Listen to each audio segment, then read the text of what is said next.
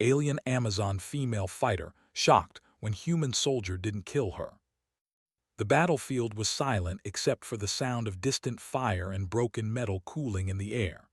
Smoke drifted slowly across the ruined street of Outpost Gray 7, once a small human colony, now a shattered war zone. Burned vehicles lay on their sides. Walls were cracked open like broken bones. The invasion had lasted only 2 hours, but it felt like a lifetime to those who survived it. Vela of the Carvesha stood tall among the ruins. She was a warrior of the Amazon clans, taller than most humans, stronger, trained since childhood to fight and win. Her armor was dark crimson, marked with symbols of honor earned through battle.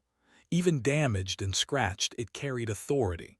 To her people, war was simple.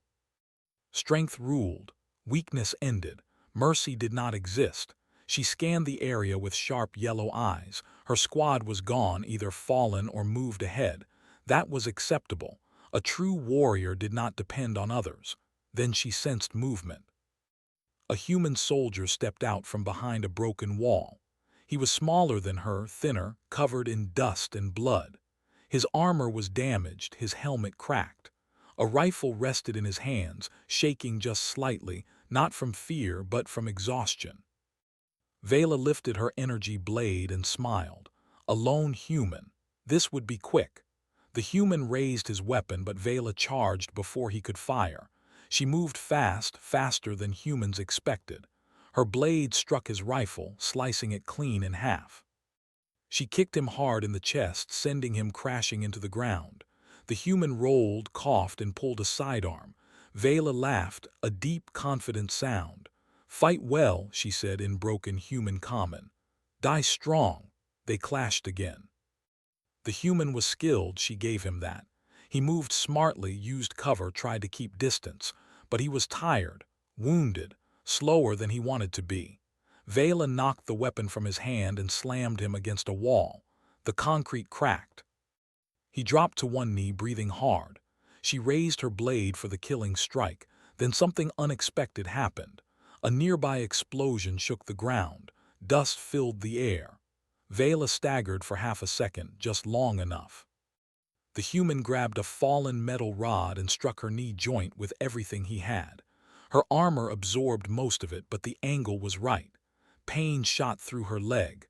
Vela fell. She stared at the human in shock. No human had ever put her on the ground before. She tried to stand, but her leg refused. Damage alarms flashed inside her armor. Her blade slipped from her hand. The human picked up his sidearm from the rubble. He stood over her. Vela felt calm. This was how it ended. Defeat meant death. It was the way of the Carvesha. She lifted her chin and met his eyes, waiting for the shot. The human aimed. His finger rested on the trigger. Seconds passed. Nothing happened. Vela frowned. "Do it," she said. "You win." The human's breathing was heavy. Sweat ran down his face. His eyes stayed locked on hers, not with hatred, not with joy, but with something she did not recognize. Then he lowered the gun. Vela's eyes widened. "What are you doing?" she demanded. The human stepped back. "Stay down," he said. His voice was rough but steady. "Don't make me change my mind." Her confusion turned into anger. "You spare me," she growled. "You think this is honor." "I think you're hurt," he replied, "and the fight's over. The fight ends when one dies. That's not how we do it." Vela tried to rise again, but pain forced her back. The human moved closer, weapon still lowered but ready. "You'll kill me later," she said. "That is your plan." "No," he said simply. He reached for a small device on his belt. Vela tensed, expecting a weapon. Instead, he pressed it to his armor and spoke into it. "This is Corporal Daniel Reyes," he said. "I've got one enemy combatant down, injured but alive. Request medical evac and restraints." Vela stared at him. "You call help," she said slowly, "for me." Reyes looked at her like the answer was obvious. "You're not a threat right now," he said, "and I don't kill prisoners." "Prisoner," she repeated. The word tasted strange. Her people did not take prisoners, they took trophies. "This is weakness," she said. Reyes shook his head. No, it's control. Control. The word echoed in her mind. He pulled out a restraint cable and carefully secured her arms, not tight enough to cause pain but firm enough to prevent escape. His movements were cautious, respectful, like one would handle a dangerous animal without cruelty. Vela could have tried to kill him, maybe, if she pushed through the pain, but she didn't. She watched him work. Why? She asked. He paused. Because if I kill you like this, he said, then I'm no better than the war. That made no sense. Wars were meant to be brutal. That was their purpose. A transport craft roared overhead, growing closer. Vela looked up at the sky, then back at the human. You will regret this, she said. My people will destroy you. Reyes met her gaze calmly. Maybe, he said, but it won't be today, and it won't be because of you lying bleeding in the dirt. The craft landed nearby. Human medics rushed out, weapons ready, then stopped when they saw Reyes standing between them and Vela. She's injured, he said. Treat her. The medics hesitated. She's Carvesha, one said. I know, Reyes replied. Do it anyway. They did. As they lifted Vela onto a stretcher, she felt something strange, not fear, not shame, uncertainty. Her entire life's strength had been clear and simple, win or die, and yet here she was, defeated, alive. As the transport doors closed, Vela stared at the human one last time. He stood alone in the ruins, watching the craft rise, weapons slung over his shoulder, already turning back toward the fight.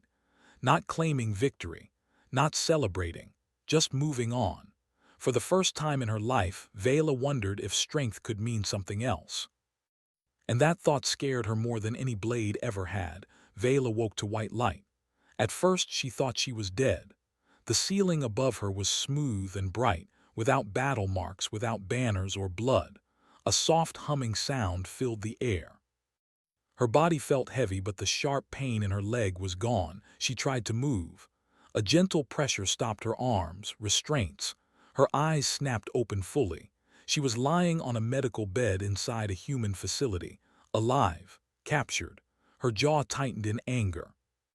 This was worse than death. A Carvesha warrior was never meant to be taken alive. Capture meant shame. It meant weakness. It meant her name would be erased from clan records. She pulled against the restraints. They did not cut or burn her skin. They simply held firm. Strange. Human technology felt different from what she expected. No pain, no punishment. A door slid open with a soft sound. Two humans entered. They wore light armor, not combat gear. One carried a data pad. The other carried a small medical scanner. They stopped when they saw her awake. She's conscious, one said. Vela lifted her head proudly. Finish it, she said. Do not pretend. The humans exchanged a glance. The one with the scanner stepped closer. We're not here to hurt you, she said calmly. We need to check your leg. Vela laughed, a short, sharp sound. You lie, she said. Humans kill the weak. That is the law of war. The medic shook her head. That's not our law. She scanned Vela's leg. A soft light passed over the damaged joint. Fracture stabilized, the medic said. She'll walk again. Vela froze. You healed me, she said slowly. Yes. Why? The medic hesitated, then answered simply. Because you were injured. That answer made no sense. They finished their work and left without another word. No threats, no insults, no pain. Vela stared at the closed door for a long time. This was not how prisoners were treated. Later, the door opened again. This time, Corporal Daniel Reyes walked in. He wore clean armor now, but his face still showed signs of exhaustion. A bruise darkened his jaw. His eyes were alert, careful. He stopped a few steps away. Morning, he said. Vela's eyes burned with anger. You should have killed me, she said. Reyes crossed his arms. Not how we do things. You keep saying that, she replied. Explain. He pulled a chair closer and sat down, keeping distance but not fear. You lost the fight, he said. That doesn't mean you deserve to die. Vela stared at him like he had spoken madness. Defeat is death, she said. Anything else is weakness. Reyes leaned back. Maybe where you're from, he said, but humans fight to protect things, homes, people, each other. And killing proves that. No, he said, stopping the fight does. Vela tested the restraints again, still firm. Then why keep me alive, she asked. I am your enemy. Because enemies can stop being enemies, Reyes said. Silence filled the room. Vela searched his face for lies. She found none. Days passed. They fed her regularly, clean food, water. They allowed her to sit, to move carefully, to exercise her arms under supervision. Guards were always nearby, but they did not mock her. They did not strike her. Interrogators came, but they did not threaten. They asked questions. Why did the Karvesha invade? What were their tactics? What did they value? Vela answered carefully. She refused to betray secrets. She refused to beg, but something strange happened. The humans accepted her silence. They did not punish her for it. They simply tried again another day. Reyes visited often. Sometimes he spoke. Sometimes he just stood guard. Vela tried to provoke him. She insulted his size. She mocked his strength. She told him his people would burn. Reyes listened. One day she said, "You fear killing me." He shook his head. "No," he said, "I fear becoming someone I don't want to be." That answer stayed with her. Through the windows of the facility, Vela saw humans working together. Soldiers, medics, engineers. They argued, laughed, struggled, but they stayed. Even when alarms sounded, they moved with purpose. She learned that humans were losing ground in the war. Slowly. But instead of breaking, they adapted. They changed tactics, built new defenses, learned from failure. That disturbed her. The Karvesha believed strength was fixed. You were born strong or weak. Humans proved otherwise. One night the lights dimmed. An alarm wailed through the facility. Not a drill. Reyes rushed into Vela's room, weapon raised. "We're under attack," he said. "Your people." Vela felt a sharp pain in her chest. "They came for me," she said. "Yes," Reyes replied. "They don't leave prisoners alive." The ground shook as explosions hit nearby. The walls trembled. Emergency lights flashed red. Reyes moved fast. He unlocked part of her restraints. "Why?" she asked sharply. "If the room breaches, you need to move," he said. "I'm not letting you die strapped to a bed." Outside, screams echoed. Gunfire followed. Vela slid her legs off the bed. Pain shot through her injured joint, but she stayed standing. "You should run," she said. "They will kill you." Reyes shook his head. "Not leaving the wounded," he said. The door burst open. Karvesha warriors stormed in, armored and roaring, blades raised. Their leader froze when he saw Vela alive. "Traitor," he spat. "You allowed capture." Vela looked at Reyes, then back at her own kind. "They did not break me," she said. "They spared me." "That is shame," the leader growled. Reyes stepped forward, weapon ready. "She's under our protection," he said. The Karvesha laughed. "There is no protection from us." The leader raised his blade. Vela made a choice. She stepped between them. "No," she said, "not here." The leader stared at her in disbelief. "You stand with prey," Vela's voice was steady. "I stand with those who showed strength without cruelty." For a moment, no one moved. Then the battle exploded. Gunfire, blades, shouting. Vela grabbed a fallen weapon and fought, not for conquest, not for honor, but to survive. Beside her, Reyes fought the same way. Back to back. Human and alien. The facility shook, but it did not fall. As reinforcements arrived, the Karvesha retreated. Vela stood breathing hard, surrounded by humans who did not aim their weapons at her. She realized something terrifying. She had crossed a line she could never return from, and for the first time, she did not regret it. The battle did not end when the Karvesha retreated.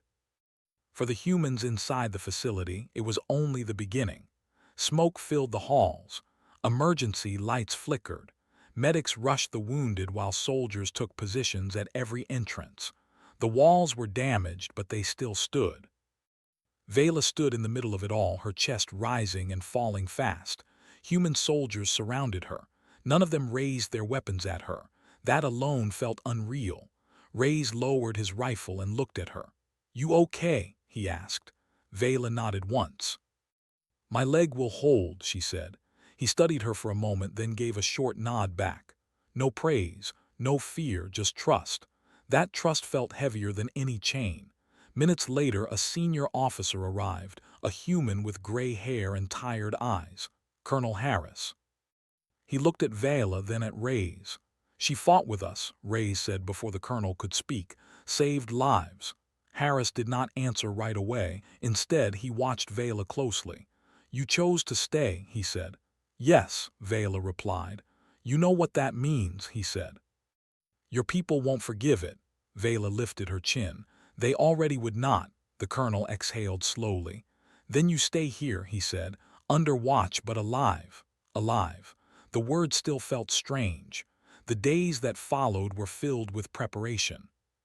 The Carvesha attack was not random. Humans knew that now. The enemy had learned the facility's location. A larger assault would come. Vela was moved to a secure area but not locked away. She was allowed to walk, train lightly, and observe. She watched humans prepare for war. They built defenses where walls were weak. They set traps using scrap and broken machines. They studied maps and argued over plans. But most of all, they worked together. Rank mattered, but ideas mattered more. When a young soldier suggested a risky plan, officers listened. That confused Vela deeply. In Carvesha culture, rank was absolute. Orders were never questioned. Humans questioned everything. Reyes trained nearby, often alone.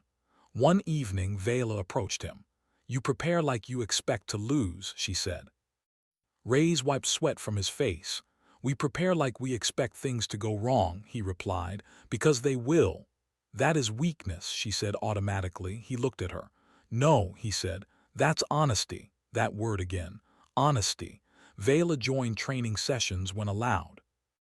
At first, humans were careful around her. Some were afraid, others were angry. But when the first simulated drill failed, Vela spoke up. "Your defense line is too straight," she said. "The Carvesha break lines, curve it, force them to slow." Silence followed. Then Harris nodded. "Do it." The new plan worked better. After that, humans listened. Not because she was strong, but because she was useful. That mattered. 2 days later, the main attack came. Carvesha warships filled the sky. Drop pods slammed into the ground like falling stars. The earth shook under their weight. Alarms screamed. Humans took positions. Vela stood on the wall beside Reyes, looking out at her former people. "They will kill me if they see me," she said. Reyes checked his rifle. "Then don't let them," he replied. The battle began. Carvesha warriors charged without fear. They were powerful, fast, and confident. Humans did not charge. They waited. When the enemy crossed into narrow streets, traps activated. Explosions forced the Carvesha to slow. Human fire teams moved with careful timing, covering each other. Vela fought beside them. She moved faster than humans, struck harder, but she followed their signals, their plans. For the first time in her life, she fought as part of something bigger than herself. A Carvesha commander spotted her. "Vela," he roared. "Exile." His words echoed across the battlefield. Carvesha fighters turned to look. Confusion spread. "She stands with prey," the commander shouted. "She is broken." Vela stepped forward. "No," she shouted back. "You are blind." They attacked her first.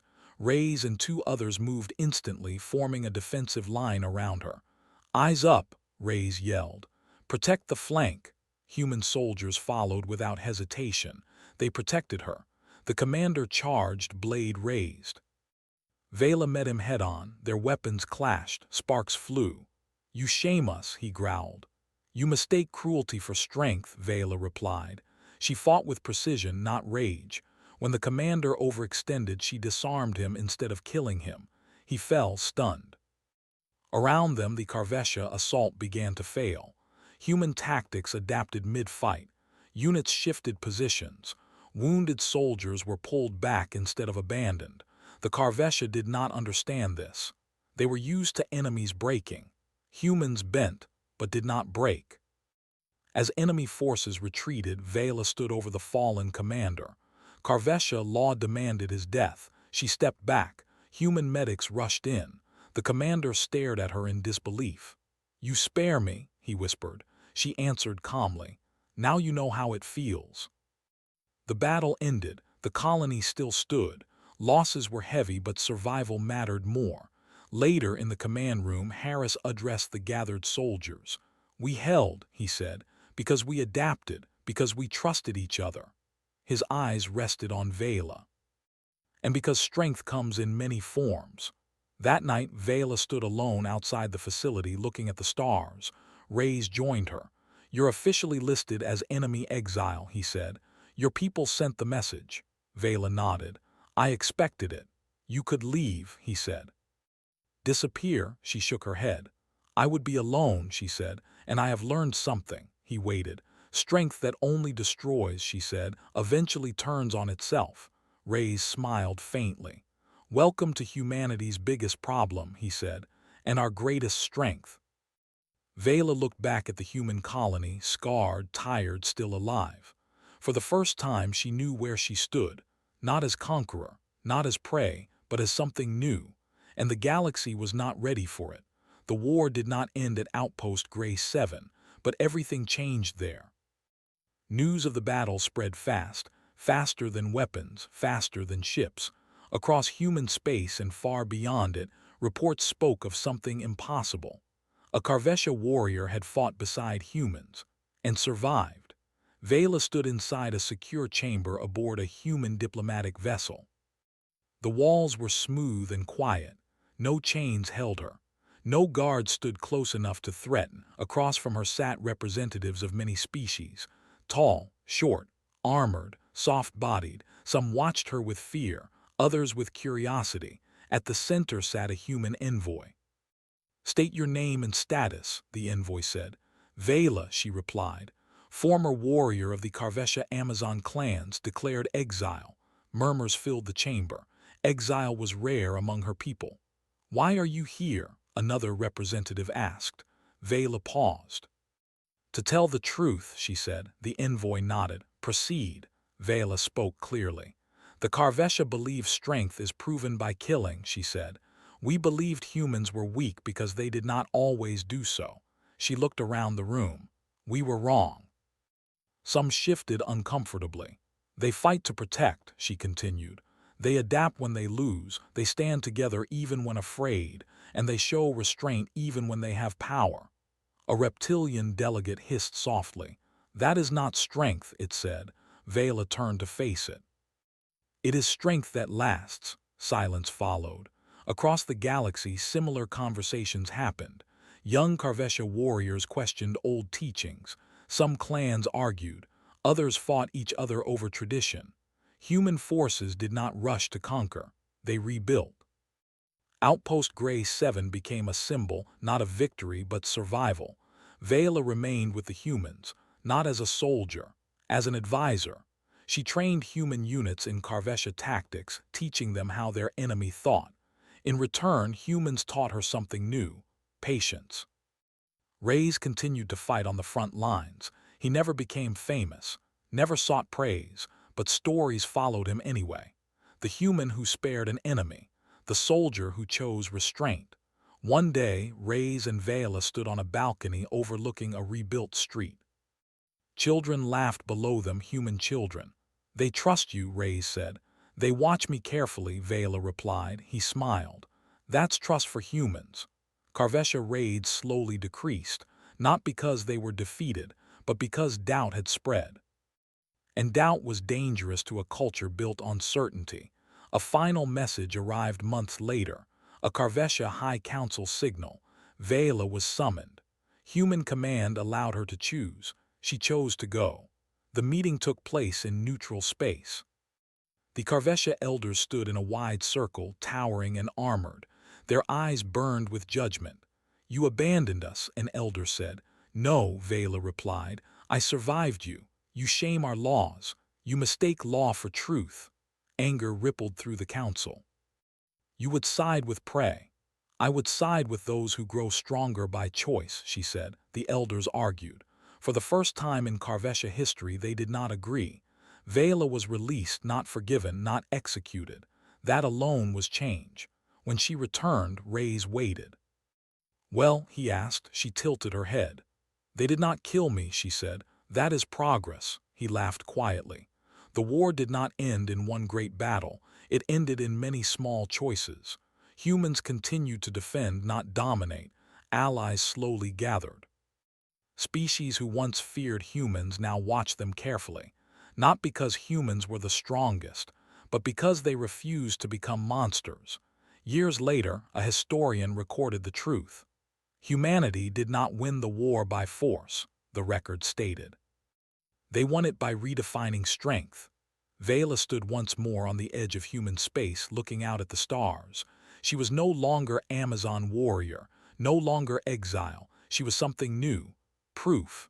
Somewhere out there, other species were watching, learning, and wondering. If mercy could be stronger than fear, and if humanity was the most dangerous force in the galaxy, not because they killed without reason, but because they didn't have to. Final HFY message in a universe ruled by violence.